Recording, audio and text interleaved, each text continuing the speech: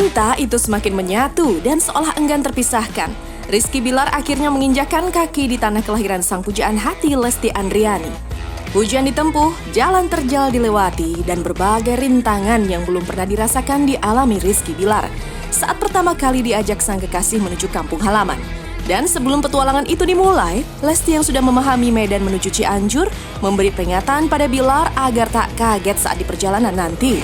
Sebenarnya agak drama dulu sih waktu kemarin pas kita mau jalan ke Cianjur tuh. Kenapa? Karena si kakak itu kan belum tahu trek ke sana itu perjalanannya seperti apa. Dede udah wanti-wanti ke gua, Kak, biasa mabuk loh Kak, jalanannya masih agak berantakan, belum rapi jalannya. Nanti kemungkinan kakak bakal mabuk. Oh gitu? Iya. Oh nggak apa-apa kakak, udah biasa mah ngadapin yang begitu-gituan, jalanan terjal segala macam apapun kakak hadapin, rintangan apapun chill bagi kakak gitu kan ya.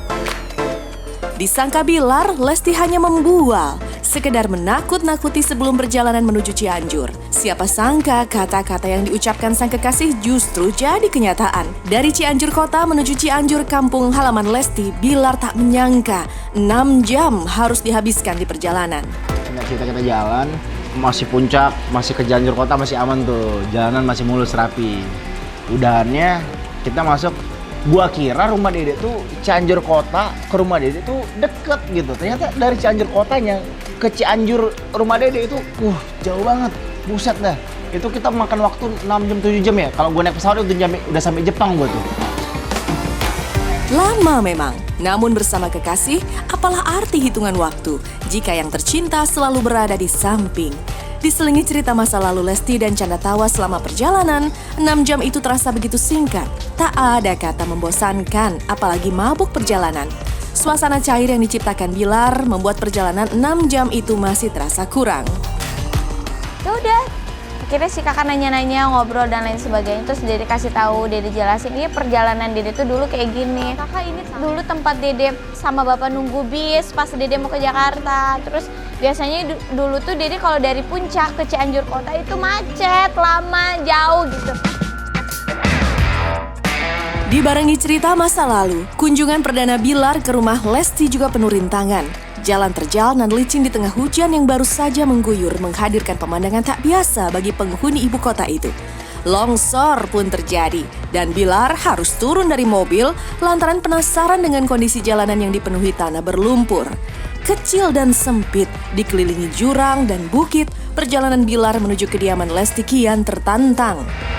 Pas udah nyampe Cianjur Selatan, itu si kakak turun karena yang pertama dia penasaran pengen tahu. Terus yang kedua, karena itu tempatnya longsor, jadi sebenarnya itu jalan udah sisaan longsor. Jadi udah bener-bener bawah tuh jurang banget, bahaya sebenarnya. Karena saking, kalian tahu lah ya, Rizky Bilar itu kan orangnya kayak judul lagunya Pak Haji Rhoma Irama, penasaran sama kalau dia nggak tahu bener-bener ngelihat sama mata kepalanya dia sendiri gitu, dia belum percaya gitu. Saat itu tuh dia ngelihat, terus dia cuma komentar gini, sayang, masya Allah ya, kakak kan di sini betah, cuman perjalanannya begini ya katanya. Begini tuh gimana? Ya begini, kamu gak ada niatan katanya benerin tuh jalan. Lah, dia bilang bantu doa aja deh, dia bilang ya mudah-mudahan ini jalannya diperbaiki sama pemerintah daerah di situ gitu ya. Jadi gua gitu diingetin sama dia, Kak, ini sempat terjadi longsor. Tahun lalu longsor di sini terus yang di depan itu ada sempat bencana alam ya, bisa dibilang bencana alam. Yang bencana alam salah satu yang bakal diingat sama warga Cianjur. Karena itu bencana alamnya besar dan menewaskan banyak orang saat itu. Saat itu banyak orang yang menjadi korban, sekitar kalau nggak salah gua dengar 127 orang lah di situ. Perjalanan panjang menuju kampung halaman Lesti lelah terbayarkan oleh sejumlah cerita serta pengalaman yang jarang ditemukan. Dan di pelosok desa dengan kondisi jalan yang jauh dari kesan baik, Bilar terpesona melihat istana mewah Lesti di antara hutan yang membentang. Megah, demikianlah kesan pertama sang kekasih kala menelusuri setiap sudut hunian sang pedangdut.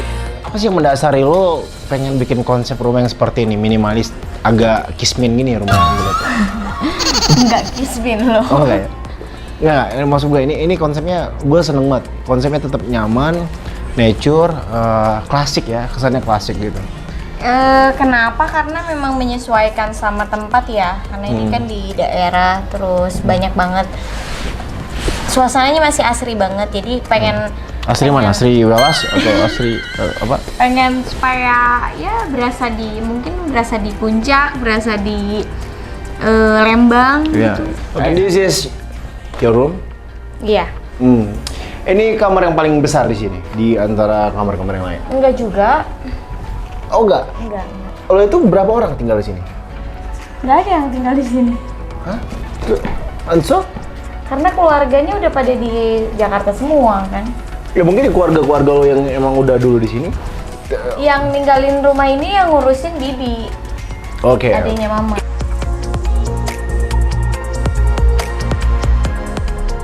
Puncak kegemilangan nama Lesti Andriani di industri hiburan menghantar pada kemapanan ekonomi yang tak terkira. Sebagai anak dari keluarga yang biasa-biasa saja, Lesti tahu harus dikemanakan pundi-pundi yang ia peroleh dari hasil kerja kerasnya. Yang dulu tak dikenal, kini dipuja seantero tanah air. Dulu beralaskan tanah hingga asap pun mengebul ke ruang tamu. Kini Lesti mengubah wajah hunian masa kecilnya menjadi istana mewah di pelosok Cianjur. Kalau kalian dulu ngikutin Dede pasti tahu lah tempat huniannya seperti apa. Sampai sekarang pada akhirnya Dede bisa membangun rumah yang bukan hanya mewujudkan salah satu impian yang membangun rumah, tapi bisa rumah itu adalah tempat tinggal bagi keluarga-keluarganya di sana gitu. Wah keren nih anak kayak gitu. Lo punya berapa kamar di sini? Kalau nggak salah di atas itu ada 1, 2, 3, 4, 5. Di bawah ada 3 apa? 2. Oh. Di bawah 2, di atas 3. 5. Di atas 5, di bawah 2. Berarti sekitar 10 ya? 7. Oh 7, Apa oke. nggak bisa ngitung ya? Ya sorry, soalnya gue terbiasa untuk berbicara doang, tidak bisa menghitung. Oke, kalau lo bisa mengira-ngira rumah lo dulu sebelum dibangun ini, kira-kira